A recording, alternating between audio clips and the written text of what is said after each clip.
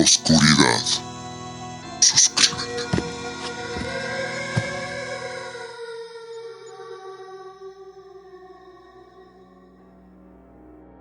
Algunos pueblos desaparecen de los mapas. Otros desaparecen primero de la memoria. En algún lugar del este de Europa existió un pueblo, una región marcada por inviernos largos, silencios heredados y fronteras que cambiaron demasiadas veces. Quienes vivieron ahí coincidieron en algo: no estaban solos. El síndrome del pueblo Lavanda. Lavanda era una comunidad rural de poco más de 500 habitantes. Casas bajas de madera y concreto, caminos de tierra endurecida por el frío y una iglesia ortodoxa que permanecía abierta incluso de noche. No por fe, sino por costumbre. Durante décadas fue un pueblo olvidado.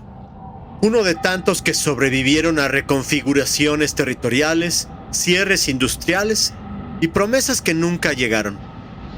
Ahí el silencio no era extraño, era parte del paisaje, hasta que empezó a incomodar. Las primeras consultas llegaron al pequeño consultorio local durante un invierno especialmente crudo. No eran enfermedades claras, eran frases. Siento que alguien está conmigo. Cuando estoy solo ya no lo estoy. O no me observa, piensa. La doctora Elena Marikova, responsable médica del distrito, comenzó a notar algo inquietante.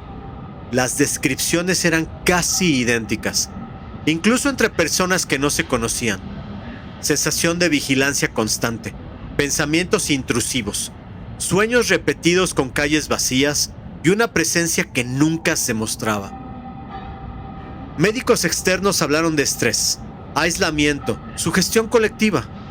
Uno de ellos escribió en un informe informal: podría tratarse de una psicosis comunitaria localizada.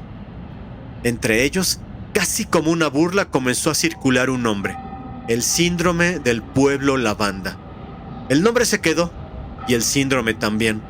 En menos de un año, más del 70% de la población presentaba síntomas. Como un primer caso, podemos mencionar el de la maestra Raisa Volkov, de 41 años. Ella enseñaba lengua. Fue la primera en decir algo que nadie supo cómo registrar: no escucho voces, pero mis pensamientos ya no suenan como yo. Comenzó a escribir recordatorios. Los pegaba en su casa, en la escuela, incluso en la iglesia. Este es tu nombre, este es tu hogar, estás sola. Un día no llegó a clases. La encontraron sentada en su sala, rodeada de hojas arrancadas de un cuaderno escolar. Todas decían lo mismo: si nos observan, no nos piensan. Un segundo caso fue el del niño Mijail, de 9 años. Nunca tuvo problemas hasta una noche. Su madre declaró que lo encontró despierto, sentado en la cama, mirando fijamente a la esquina del cuarto. ¿Qué haces?, le preguntó. El niño respondió sin parpadear: no quiero que crean que ya me dormí. Nunca dijo quiénes. Desde entonces habló en plural: no nos gusta el ruido, o no queremos que te acerques. Los exámenes neurológicos no mostraron anomalías. Mijail fue evacuado junto con su familia. Nunca volvió a hablar del pueblo. Lavanda tenía una pequeña estación de radio comunitaria, remanente de otra época. Durante las madrugadas la frecuencia transmitía algo: no música, no palabras. Un murmullo grave, irregular, casi imperceptible. Lo inquietante no era el sonido, era que nadie recordaba haberlo activado. Y aún así, las noches con transmisión eran las únicas en las que el pueblo dormía. Hasta ese punto todo podía explicarse, hasta que un técnico externo revisó las grabaciones. El murmullo no era aleatorio, tenía estructura. No era un mensaje, era un ritmo, como si algo pensara en voz baja. La evacuación se ordenó sin conferencia pública, sin comunicados extensos. Medida preventiva, dijeron. Lavanda quedó vacío en menos de una semana. Las casas siguen ahí. La iglesia permanece cerrada. La estación de radio fue desmantelada. Los archivos médicos fueron clasificados y, más tarde, simplemente dejaron de existir. Años después, en otros pueblos del este de Europa, personas comenzaron a describir síntomas similares. Misma sensación, mismos sueños, misma certeza. No hay registros oficiales del síndrome del pueblo lavanda, pero las condiciones que lo explican sí existen, y han ocurrido más veces de las que nos gustaría admitir. Tal vez el síndrome del pueblo lavanda comenzó en un pueblo al este de Europa. O tal vez ahí solo fue donde alguien se atrevió a ponerle nombre. ¿Por qué algunas personas dicen recordar sus vidas anteriores? ¿Tú crees en la reencarnación? Hay personas que recuerdan perfectamente en dónde vivieron, con quiénes vivieron y las circunstancias en las que murieron en su vida o vidas anteriores. Los escépticos aseguran que estas personas lo más seguro es que vieron algún programa de televisión, una película o leyeron en algún libro algo relacionado a lo que ellos afirman. En los dos casos que les compartiré hoy, veremos que lo que afirman estas dos personas sobre sus vidas pasadas fue increíblemente preciso. La segunda de estas historias es un extracto del libro El gran libro de lo asombroso e inaudito, de Selecciones. Antes de ir a los casos, les invito a suscribirse al canal de YouTube o en nuestra cuenta de Spotify. También les invito a comprar el libro La última vela con 20 cuentos de terror. Ahora sí, estos son dos casos sobre reencarnación. Reencarnación. Esta es la historia de un niño llamado Cameron Macaulay, residente de la Gran Bretaña, para ser más precisos, de Escocia. La mamá de Cameron, Norma, de 42 años, dijo que un día el niño comenzó a contar historias sobre su infancia allá en la isla de Barra, en Escocia. Habló de sus antiguos padres, de cómo murió su papá y sobre sus hermanos y hermanas de la vida anterior. Cameron cree que él realmente tuvo una vida anterior y le preocupa que su familia lo extrañe. Norma, su mamá, cuenta: él se queja de que en nuestra casa hay un solo baño, mientras que en Barra ellos tenían 3. Suele llorar por su mamá y asegura que ella debe extrañarlo y quiere que su familia en Barra sepa que él está bien. Cameron se siente muy triste y no para de hablar de a dónde fueron, qué hicieron y cómo veía aterrizar a los aviones desde la ventana de su habitación. El niño incluso dijo que su padre se llamaba Shane Robertson y que murió porque no miró para los dos lados, lo que quiere decir quizá que su padre fue atropellado por un auto. La familia finalmente decidió viajar con Cameron a Isla de Barra y cuando llegaron y vieron la playa, todo era exactamente como Cameron lo había descrito. Cameron se volvió hacia sus papás y les dijo: ¿ahora me creen? Cuando llegaron al lugar, Cameron echó a correr sacudiendo los brazos gritando: regresé, regresé. Se pusieron en contacto con el centro Heritage para ver si se conocía a esta familia Robertson y también la Casa Blanca en la cual vivía esta familia.